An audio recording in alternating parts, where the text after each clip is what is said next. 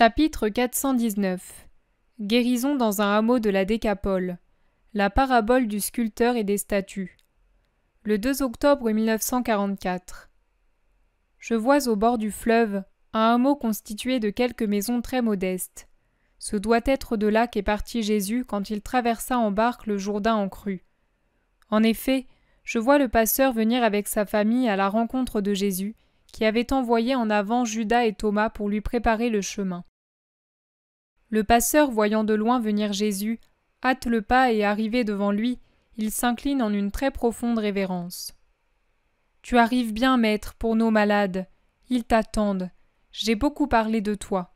Tout le village te salue par mon intermédiaire en disant « Béni soit le Messie du Dieu Très-Haut ». Paix à toi et à ce village. Je suis ici pour vous. Vos espoirs ne seront pas déçus. Le ciel aura pitié de ceux qui croient. Allons. Et Jésus se met à côté du passeur pour se diriger vers le centre du hameau.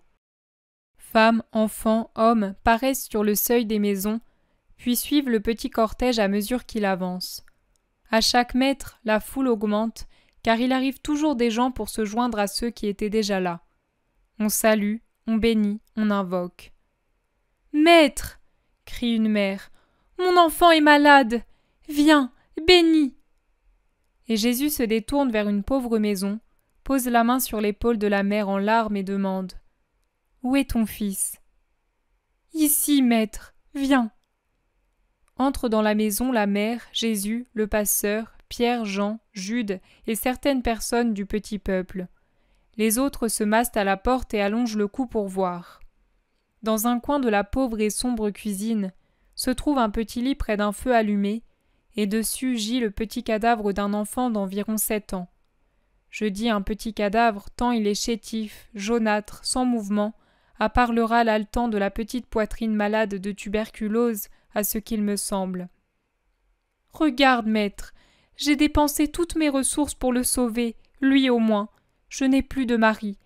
Mes 2 autres enfants sont morts à peu près au même âge que lui. Je l'ai conduit jusqu'à Césarée-Maritime pour le montrer à un médecin romain. Mais il n'a su que me dire « Résigne-toi, la carie le ronge.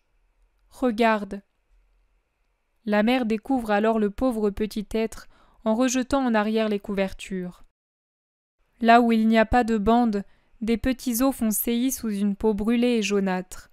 Mais seule une petite partie du corps est découverte, l'autre est sous les bandes et les linges qui, lorsque la mère les enlève, montrent les trous suintants caractéristiques de la carie osseuse. C'est un spectacle pitoyable. Le petit malade est si abattu qu'il ne fait pas un geste. On dirait qu'il ne s'agit même pas de lui. Il ouvre à peine ses yeux caves et hébétés et jette sur la foule un regard indifférent, ennuyé pourrais-je même dire, puis il les referme. Jésus le caresse. Il pose sa longue main sur la petite tête qui s'abandonne, et l'enfant rouvre les yeux pour regarder avec plus d'intérêt cet inconnu qui le touche avec tant d'amour et lui sourit avec tant de pitié. « Veux-tu guérir ?» Jésus parle doucement en se penchant sur la petite figure émaciée. Il a d'abord recouvert le petit corps en disant à la mère qui voulait changer les linges « Ce n'est pas la peine, femme, laisse-le ainsi. » Sans parler, le petit malade fait signe que oui. « Pourquoi ?»« Pour maman, » dit la petite voix faible, si faible. Les pleurs de la mère redoublent. « Seras-tu toujours bon si tu guéris ? Un bon fils ? Un bon citoyen ? Un bon fidèle ?» Il pose chaque question en la détachant bien, pour laisser au petit le temps d'y répondre une à une. « Te souviendras-tu de ce que tu promets maintenant ? Toujours ?» Les oui qui, en dépit de leur faiblesse, expriment un profond désir, tombent l'un après l'autre, comme autant de soupirs de l'âme. « Donne-moi une main, mon enfant. » Le petit malade veut donner la main qui est saine, mais Jésus dit « Donne-moi l'autre, je ne vais pas te faire mal. »« Seigneur, » dit la mère, « il n'est qu'une plaie, laisse-moi l'envelopper, pour toi. » « Cela n'a aucune importance, femme. Je n'éprouve de dégoût que devant l'impureté des cœurs. Donne-moi la main, et dis avec moi: je veux être toujours bon comme fils, comme homme et comme croyant dans le vrai Dieu. L'enfant répète en forçant sa petite voix. C'est toute son âme qui est dans cette voix, toute son espérance, et certainement aussi celle de sa mère. Un silence solennel s'est installé dans la pièce et dans la rue. Jésus, qui tient de la main gauche la main droite du malade, lève sa main droite. C'est son geste quand il annonce une vérité ou quand il impose sa volonté aux maladies et aux éléments. Et très droit, solennel, il dit d'une voix puissante: « Et moi, je veux que tu sois guéri.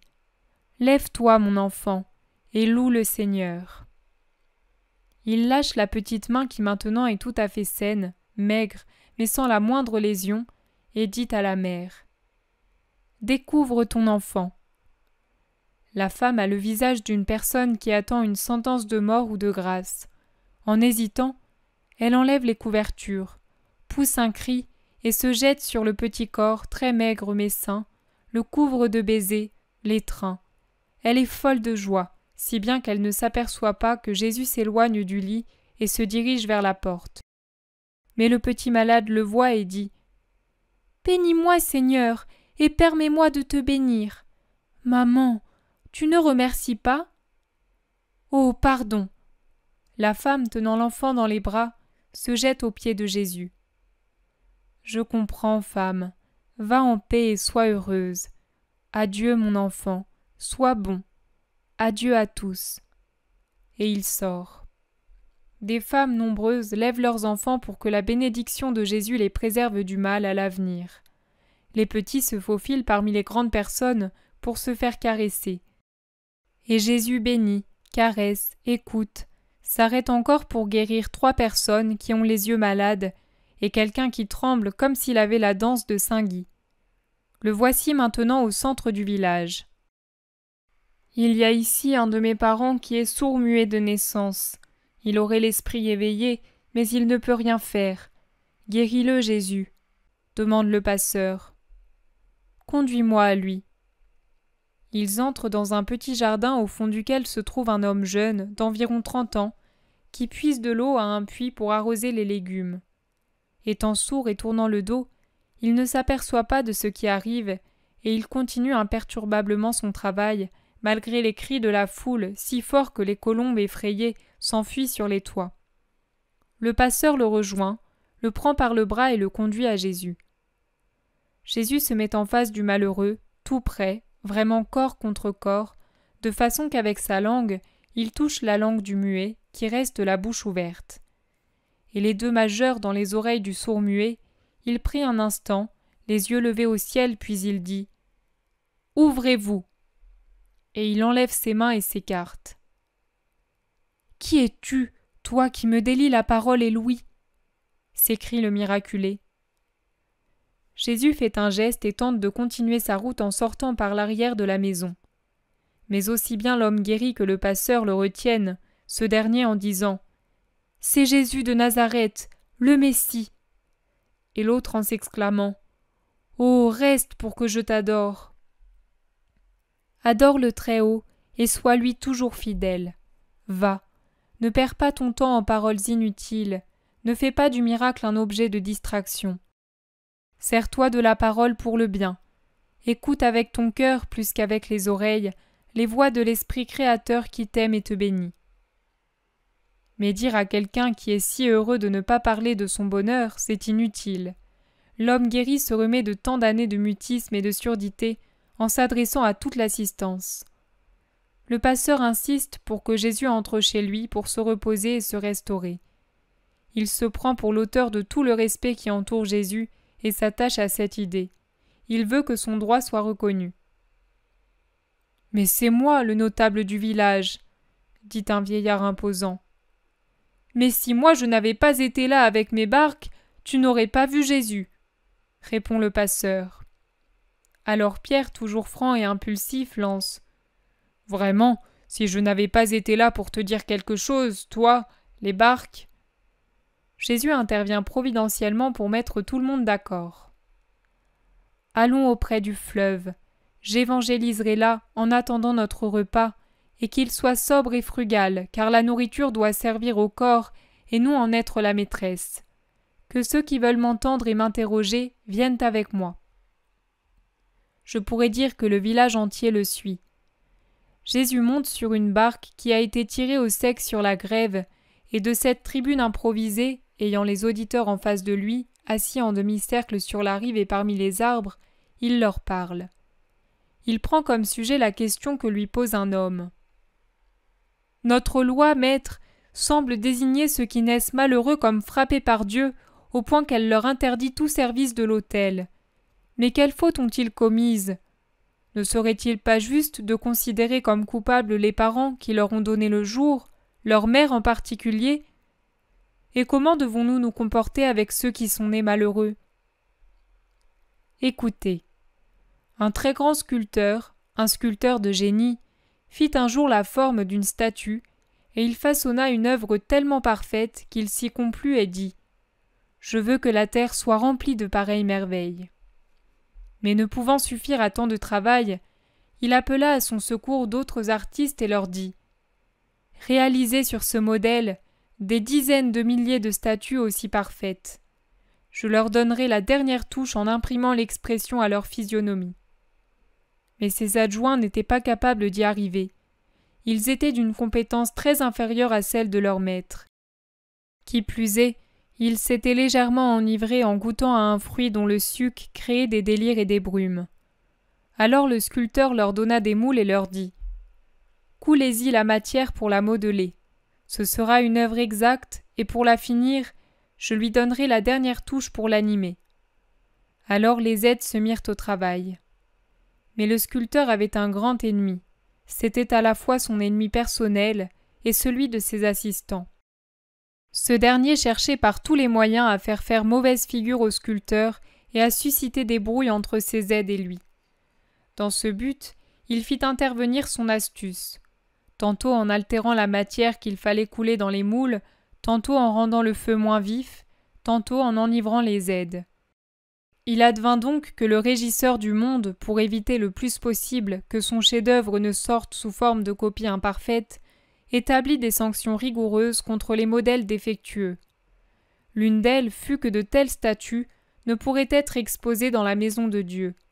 Là, tout doit être parfait, ou devrait l'être. Je dis devrait, parce qu'il n'en est pas ainsi. Même si l'apparence est bonne, la réalité ne l'est pas. Ceux qui sont présents dans la maison de Dieu paraissent sans défaut, mais l'œil de Dieu découvre en eux les plus graves, ceux qui appartiennent au cœur. Ah, le cœur! En vérité, c'est avec lui que l'on sert Dieu. Il n'est pas besoin, et il ne suffit pas d'avoir le regard limpide et l'ouïe parfaite, une voix harmonieuse, un beau corps pour chanter des louanges agréables à Dieu.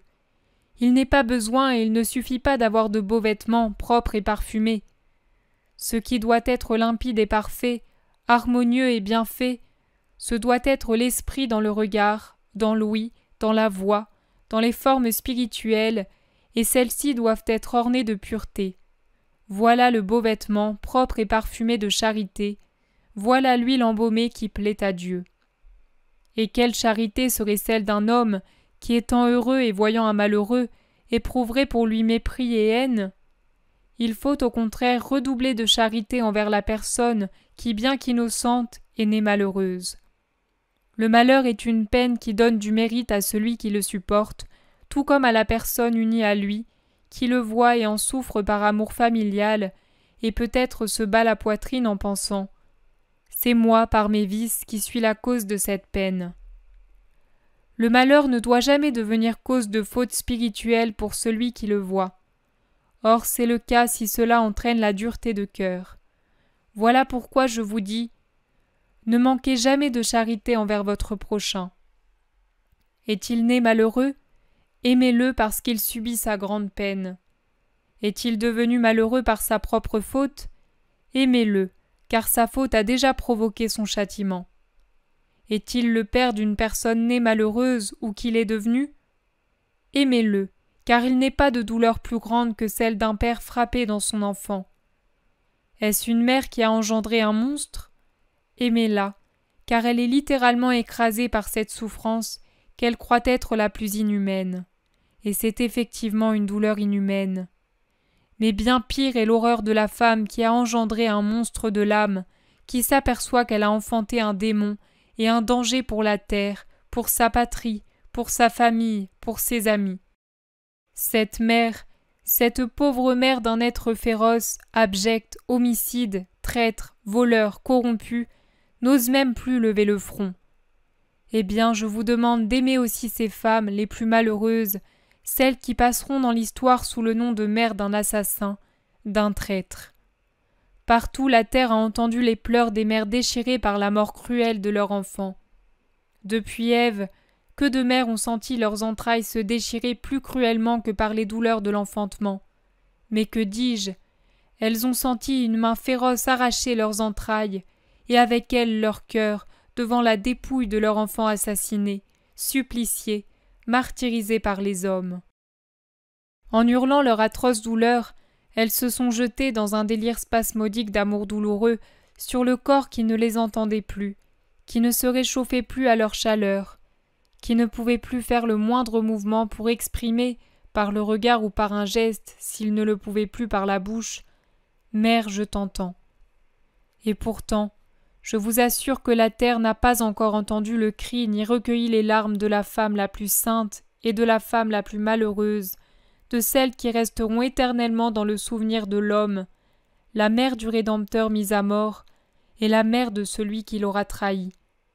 Ces deux femmes, martyrs de manière différente, s'entendront gémir à des milles de distance, et ce sera la mère innocente et sainte, la plus innocente, l'innocente mère de l'innocent, qui dira à sa sœur lointaine, martyre d'un fils ô combien cruel, « Ma sœur, je t'aime ». Aimer pour être digne de celle qui aimera pour tous les hommes et les aimera chacun. L'amour, c'est ce qui sauvera la terre. Jésus descend de sa chaire improvisée et se penche pour caresser un enfant à demi nu dans sa chemisette qui se roule sur l'herbe de la grève. Après tant de sublimes paroles, il est doux de voir ainsi le maître s'intéresser comme un homme ordinaire à un tout petit, puis rompre le pain, l'offrir, en donner à ses plus proches voisins, s'asseoir et manger comme tout le monde, alors que certainement, il entend déjà dans son cœur le cri douloureux de sa mère et qu'il voit Judas à côté de lui. Pour moi qui suis tellement impulsive, cette maîtrise de ses sentiments m'impressionne plus que tout. J'en retire une instruction continuelle. Mais pour ceux qui sont là, il semble qu'ils soient restés absolument fascinés. Pensifs et silencieux, ils mangent en regardant avec vénération le doux maître d'amour.